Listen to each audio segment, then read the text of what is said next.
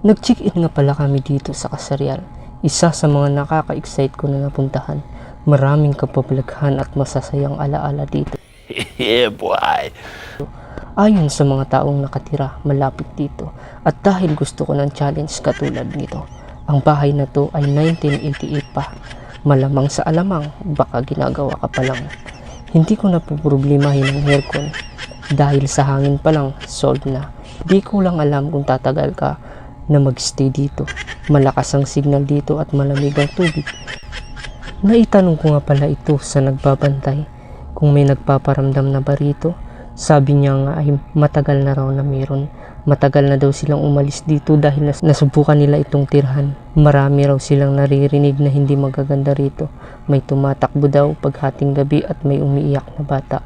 Challenge to para sa akin na gusto ko ring balikan, pero sa susunod na lang pag marami na tayong kasama.